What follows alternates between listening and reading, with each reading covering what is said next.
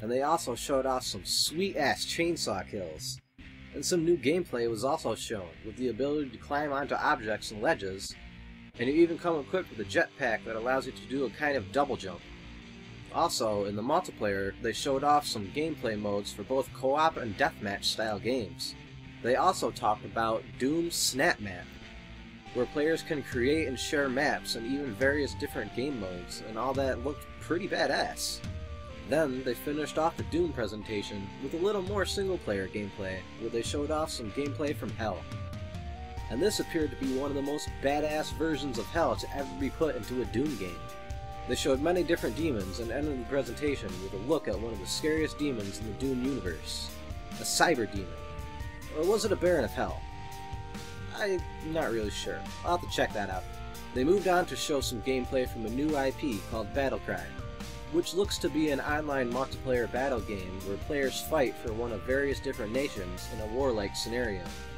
But they don't just use guns, but also various different and creative melee weapons. I wasn't too interested in this, but I gotta admit, it does look kind of interesting.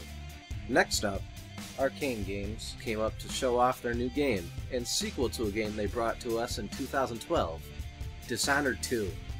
In Dishonored 2, we will no longer just be able to play as a male protagonist, but they also brought on a female protagonist as well, and you can choose between either of them, and each of them have their own special moves and abilities. I am sad to say that I still have not played the original Dishonored, but with how good Dishonored 2 looks, I may just have to get on that. Following that, they talked about the release of Elder Scrolls Online Tamriel Unlimited, and how a few new areas would be added to the world this year. And they also announced Elder Scrolls Legends, which will be an Elder Scrolls themed card battle game similar to Hearthstone, being a World of Warcraft card battle game.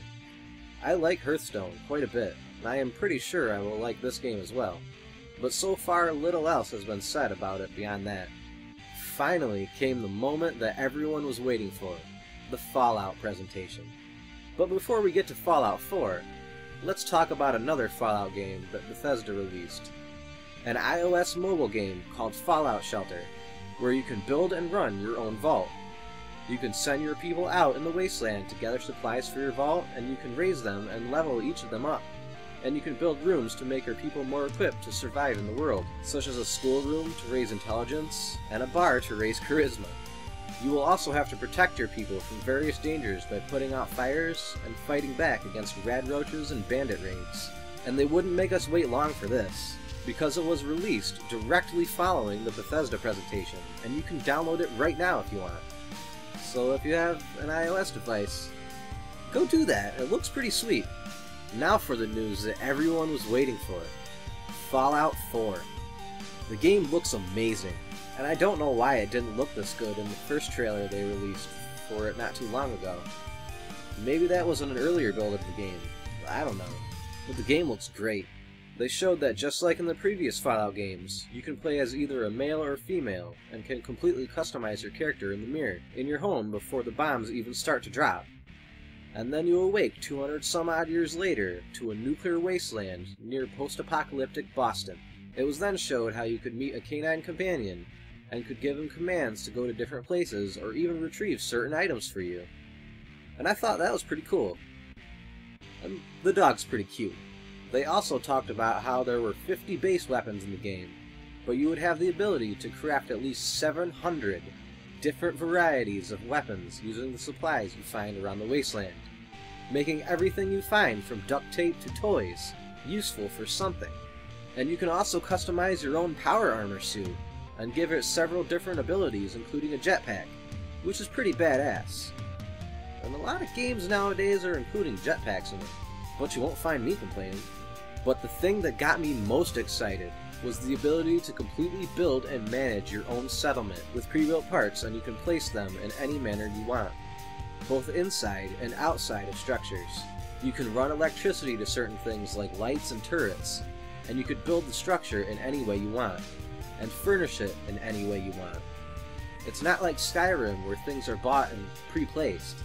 You can place things literally nearly anywhere you want them. It even appeared like you could move people into your settlements to help run it and protect it.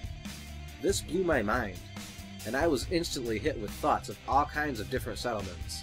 I don't think you can turn any building into a settlement area. I think there are pre-designated spots where you can build, kind of like the places where you can build houses in Skyrim.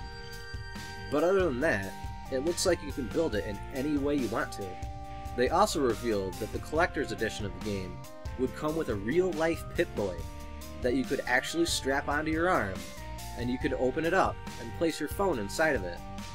And there would be a Pip-Boy app that would work just as the one in the actual game, so you can actually have a real, working Pip-Boy on your arm. And I think that is frickin' badass. Of course, you can still get the app for your phone, even if you don't have the Collector's Edition, and that's still awesome. And you can even play games that you find within the game on the Pip-Boy, such as Fallout's own little version of Donkey Kong.